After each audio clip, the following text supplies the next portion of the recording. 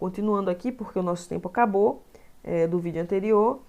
Então, esse poder que rege o homem é controlado por 3 aspectos. Então, você veja aí, eu coloquei aí embaixo, castigo aos homens, né?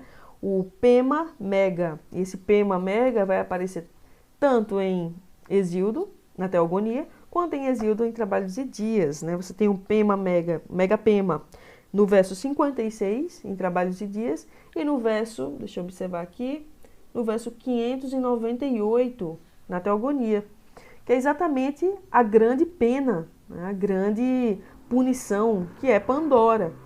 É exatamente a partir de Pandora e desse castigo do homem, castigo aos homens que existiu no primeiro ato, na primeira trama de Prometeu, que nós vamos ter o tripé da sociedade grega, da cultura grega, né? O tripé dessa nova ordem que vai passar a existir com essa constituição de um novo homem, né? Do homem no sentido aner, que é o sacrifício, que estabelece aí a ideia de uma supremacia religiosa, uma supremacia dos deuses, e aí os homens vivem, né, debaixo dessa submissão religiosa, para poder, sempre pontuando isso, para poder traçar essa distinção de deuses e homens, esse afastamento, né, como marca desse afastamento, para que o homem venha entender sempre o seu grau de inferioridade em relação aos deuses.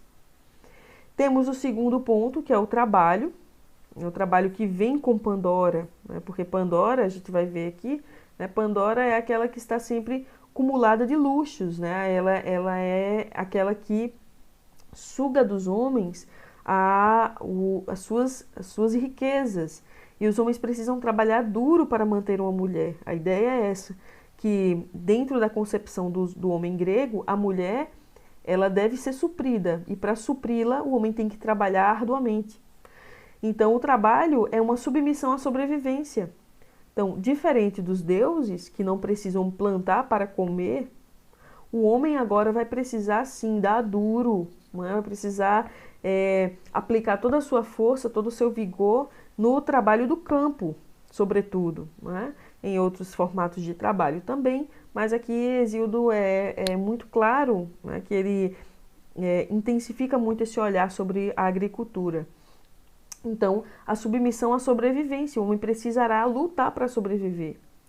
E o terceiro ponto, que é o sexo. A partir da distinção dos gêneros, coisa que o homem no sentido antropos, não possuía ainda, aqui o homem vai ser subjugado às suas inclinações sexuais. Olha só que bacana isso aí. Então, esses 3 elementos é o que vai reger esse ímpeto do homem, esse movimento e o dinamismo social que se estabelecem nessa nova ordem cultural da Grécia, né? Segundo aí essa mudança de status que o homem passa.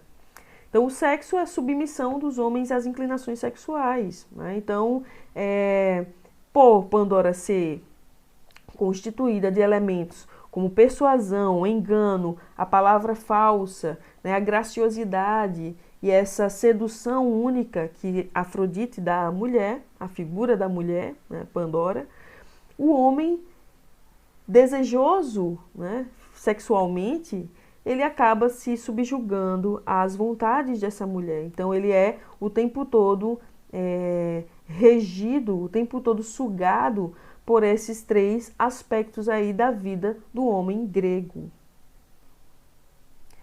E é interessante nós observarmos aqui na Teogonia que os elementos que compõem aí, que entornam, né, a figura de Eris, que são as Érides lá do primeiro momento, são elementos que vêm junto com a figura de Pandora. Por quê? Exatamente esses elementos que tendem a controlar, a gerar receio nos homens, a limitar a figura do homem, para que o homem não venha se estabelecer em superioridade em relação aos deuses.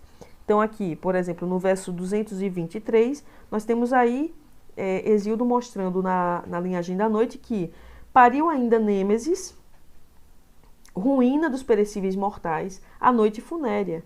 Depois pariu engano e amor e velhice, funesta, e pariu Eris de ânimo cruel. Então a gente vê aí que o engano, né, que é a Apátem, né? Apátem. Filóteta e a Geras vem junto da Erin, né? Que aqui está como Erin, mas é Eris. Então, que são elementos que compõem a mulher.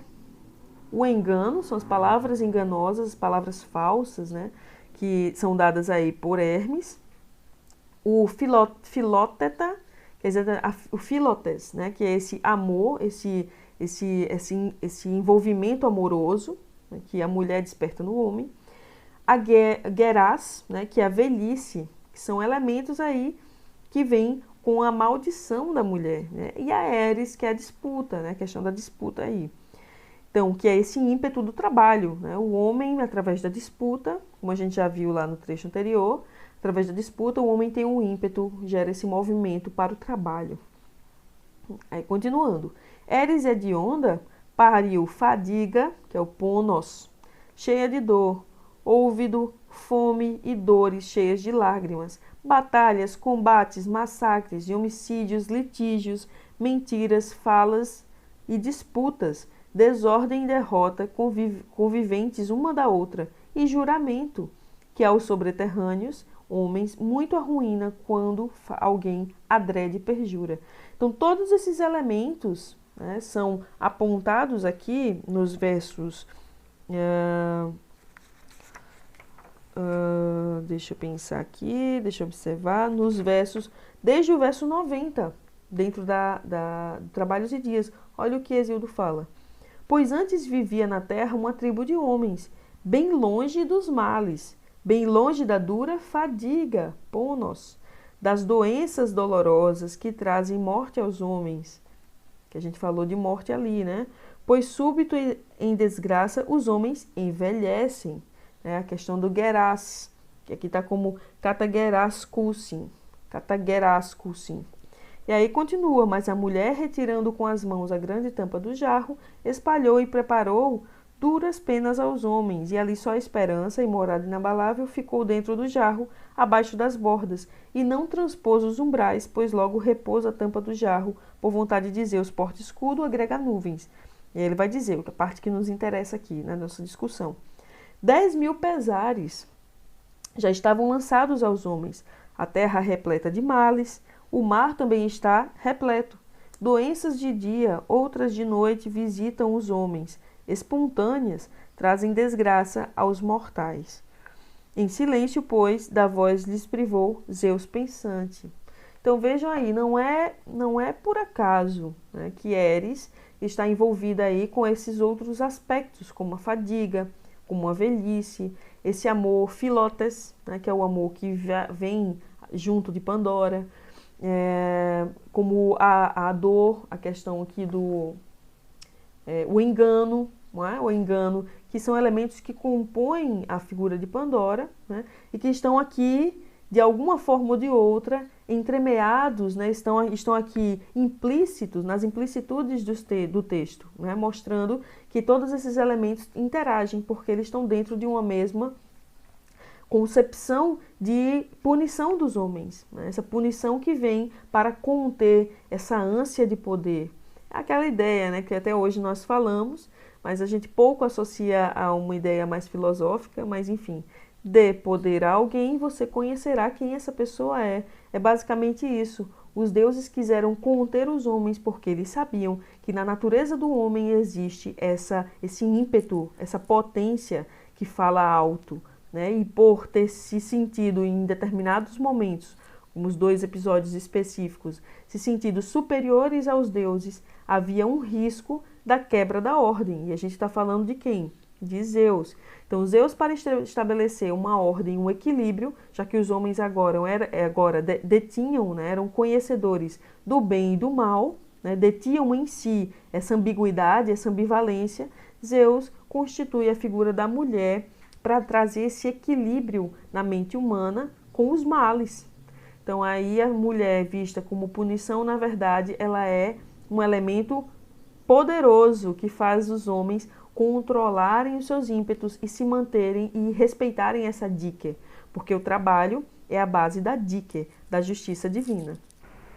Um outro olhar que podemos direcionar a figura de Pandora, além desse olhar ontológico que desenvolvemos nessa primeira discussão, tá, em relação à origem do homem, né, do homem no sentido ser humano, tá, não no sentido homem-gênero, mas no sentido ser humano.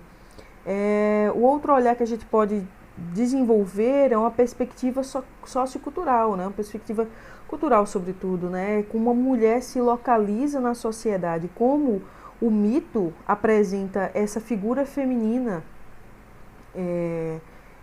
e que reverbera socialmente, né? E isso tem um peso muito grande para nós, sobretudo para as figuras, a figura da mulher no século XXI, no momento em que estamos vivendo. É claro que já temos aí uma média de uns 26 séculos de distância de Hesíodo, mas é importante que a gente pontue esses aspectos de modo a clarear de onde vêm certas percepções da figura da mulher na sociedade, de onde partiu certos olhares que hoje são considerados, né, misóginos, o que a gente não pode aplicar a um tempo do passado, né, mas hoje sim estabelecemos esses olhares misóginos, né, essa visão da mulher de uma forma deturpada, muitas vezes pejorativa.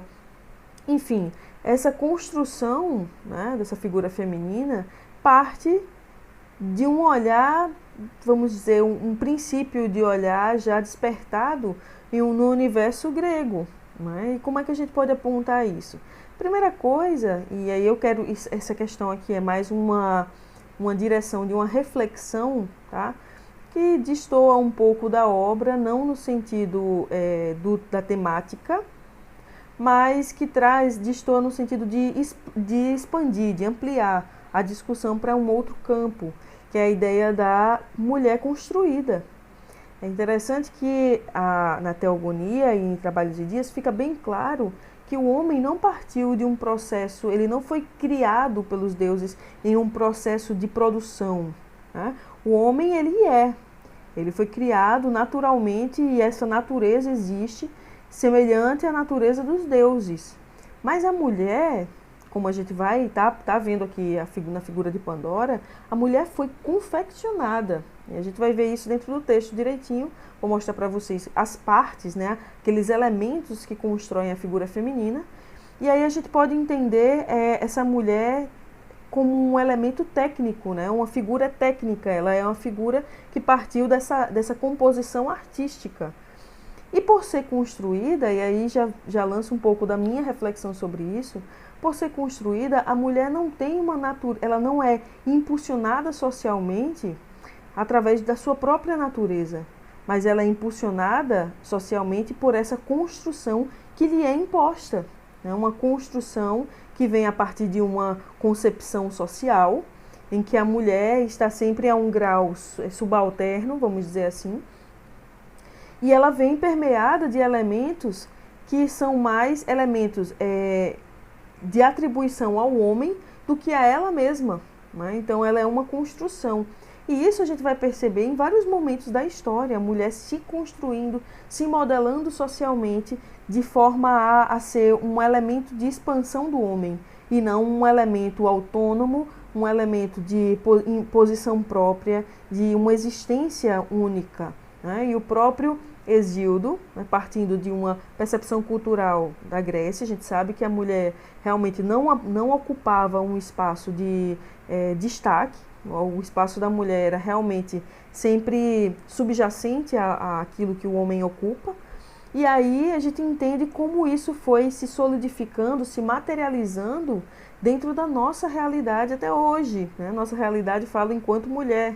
Não é? Essa visão que a mulher é construída socialmente, e nós de fato somos construídas. Não é? Somos construídas na nossa forma de se vestir, no nosso jeito de andar, no nosso jeito de falar, na nossa forma de nos portar, porque aquilo que é feminino, e aí eu aponto para o trechinho lá da Teogonia, é a tribo das mulheres femininas, ou seja, é esse feminino que representa uma construção social, uma construção imposta na figura da mulher. Vou seguir essa discussão no próximo vídeo.